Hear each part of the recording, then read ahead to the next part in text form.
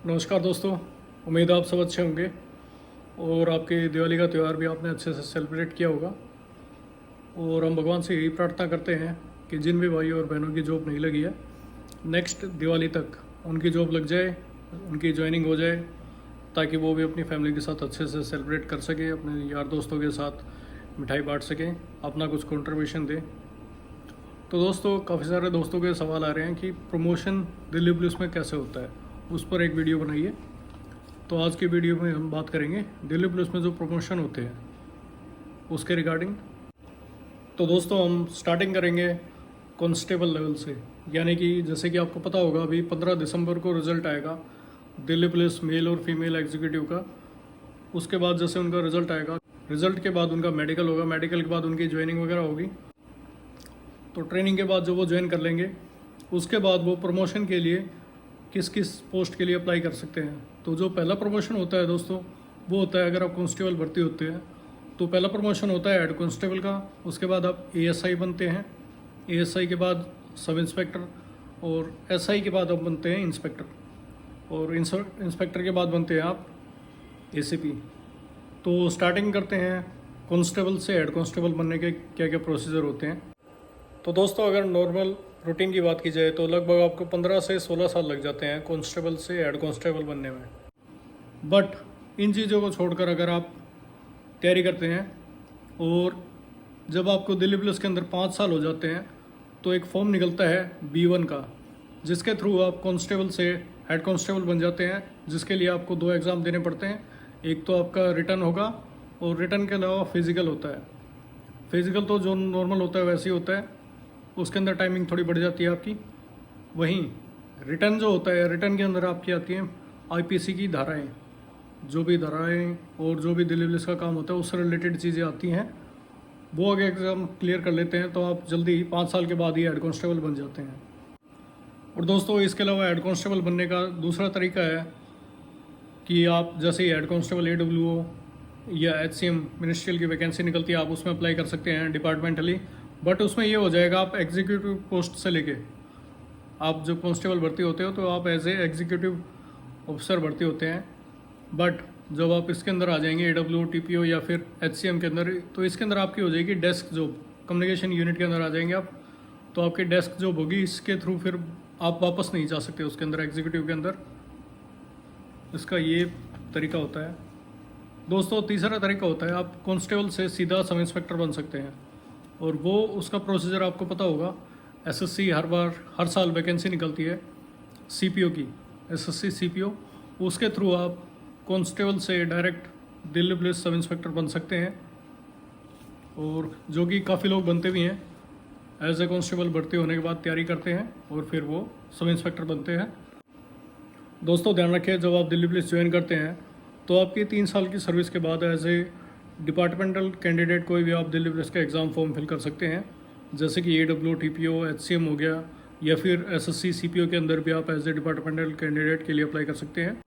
और CPO का procedure आपको पता ही होगा कि पहले रिटर्न एग्ज़ाम होता है 200 नंबर का प्री, वो क्लियर करने के बाद आपका एक मेंस का एग्ज़ाम होता है 200 नंबर का इंग्लिश का, फिर उसके बाद कट ऑफ जाती है, फिर उसके बाद आपका फिज़िकल होता है, और फिज़िकल के बाद क्लियर करने के बाद आपका मेडिकल होता है। सबसे हायर जो मेरिट जाती है वो दिल्ली पुलिस के लिए ही जाती है। उसके बाद आपको CISF CRPF BSF वगैरह ये पोस्ट मिलती हैं। और दोस्तों, इसके अलावा एक प्रोसीजर होता है आउट ऑफ टर्न प्रमोशन, यानी कि आपने बहुत ही अद्भुत कार्य कर दिया हो, काफ़ी सारे मुजरिम पकड़े हों, इस तरह की चीज़ें होती हैं जो कि बिल्कुल अलग काम आप कर देते हैं लीग से हटकर, तो उसके अंदर आपको प्रमोशन मिलते हैं, और ये 2 मिलते हैं आपके टेन्योर में। और दोस्तों, एक आखिरी तरीका है हायर पोस्ट लेने का, वो बिल्कुल ओपन तरीका है, जो कि है UPSC का, जिसके थ्रू आप, अगर आप बेरोज़गार भी हैं, कांस्टेबल हैं, अगर आप सब इंस्पेक्टर है, ये कोई मैटर नहीं करता। मैटर ये करता है आपकी तैयारी कैसी है। इसके थ्रू आप डायरेक्ट IPS या ACP बन सकते हैं, और अभी हम इसके एग्जाम्पल बताते हैं आपको। इसके सबसे बड़े एग्जाम्पल हैं, एक तो है श्री विजय सिंह गुर्जर, जो कि फ़िलहाल IPS है, 2017 या 18 में बने थे ये। और आपको पता होगा ये 2009 या 10 में बैच में थे। एज ए कांस्टेबल इन्होंने ज्वाइन किया था। कांस्टेबल से ये ट्रेनिंग करते करते सब इंस्पेक्टर बने सीपीओ के थ्रू। फिर ट्रेनिंग करने के बाद फिर ये सब इंस्पेक्टर बनने के बाद ये इनकम टैक्स में इंस्पेक्टर भी बने। उसके बाद फिर इन्होंने और भी पोस्ट ज्वाइन की और फिर फाइनली ये आईपीएस सेलेक्ट हुए। और अभी रिसेंटली अगर बात करें पिछले साल की, तो हमारे दिल्ली पुलिस के कांस्टेबल थे मिस्टर फिरोज़ आलम, जो कि फ़िलहाल में यूपीएससी के थ्रू अभी दिल्ली पुलिस के अंदर एसीपी हैं। तो दोस्तों, अगर आप मेहनती हैं तो आप कोई भी पोस्ट हासिल कर सकते हैं। वो चाहे कांस्टेबल आप भर्ती होते हैं, उसके बाद आप एसी भी बन सकते हैं, आईपीएस भी बन सकते हैं, और इसके उदाहरण भी पेश होते हैं हर साल। तो दोस्तों, आप लोगों के मोटिवेशन के लिए मैं एक छोटी सी स्टोरी आपके साथ शेयर करना चाहता हूँ, जिससे मेरे एक फ्रेंड ने बताया था जब मैं तैयारी कर रहा था, जिससे मुझे तैयारी में बहुत ज़्यादा मोटिवेशन मिला। तो दोस्तों, ये स्टोरी है एक राजस्थान के किसी गांव की, जिसके अंदर एक लड़का था जिसको कॉलेज में शराब पीने की लत लग गई थी और वो हैबिचुअल ड्रिंकर हो गया था। बहुत ज़्यादा सुबह शाम नशे में धुत रहना। और दोस्तों, शराब पीते पीते एक वक्त ऐसा आया जिस टाइम उसका सिस्टम बिल्कुल पूरा ख़राब हो चुका था। डॉक्टर ने लास्ट टाइम उसको कह दिया था कि अब अगर पी तो उसकी लाइफ नहीं बचेगी। और वो दोस्तों होते हैं ना कई जिनका गांव में होना ना होना किसी को कोई फ़र्क नहीं पड़ता, जो भी दिखता था उसको वो मतलब ऐसे ही देखता था कि ये बेकार है, कुछ नहीं कर पाएगा ये, और ये ऐसे ही थोड़े टाइम में मर जाएगा। उस दोस्तों तो डॉक्टर ने उसको ये बात कही कि अब अगर पिएगा तो मर जाएगा। तो उसको ये बात पता नहीं उसके दिल में कैसे लगी, उसने मन बना लिया अब मैं बिल्कुल नहीं पीऊँगा। और जैसे कुओं के पास गांव में कुएं जावड़े होते हैं, वहाँ आसपास एक कमरा बना होता है जिसे हमारे गांव में कोटड़ी कहते हैं। तो कोटड़ी के अंदर उनका मशीन वगैरह थी, बाकी जनरेटर वगैरह था, बाकी और चीज़ें भी थी। तो उसने वहाँ सफाई करके वो उसे अपना कमरा बनाया, क्योंकि गांव के लोगों को उससे कोई फ़र्क नहीं पड़ता था, उसका होना ना होना बराबर था एक।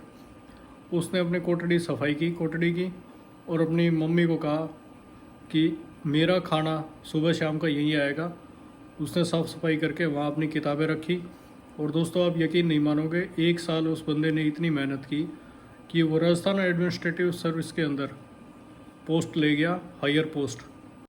और उसके बाद जब गांव वालों ने उसका नाम देखा अखबार में कि ये लड़का आरएएस बन गया, तो सब यकीन नहीं कर पाए कि ये वही लड़का है जिसका कुछ अता पता नहीं रहता था, जिसको क्या कब सुबह हो रही है कब शाम हो रही है, जो नशे में धुत रहता था।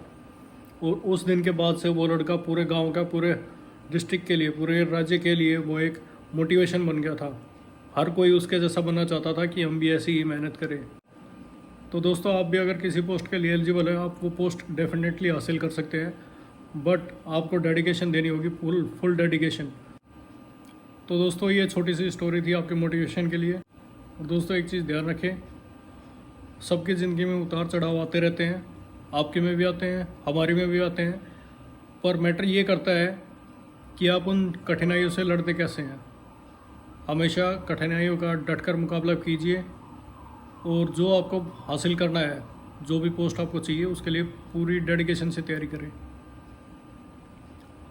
तो चलिए दोस्तों, आज की इस वीडियो में इतना ही। बाकी मिलते हैं आपसे नेक्स्ट वीडियो में, और अगर आप चैनल पर नए हैं तो चैनल को सब्सक्राइब कर दीजिए।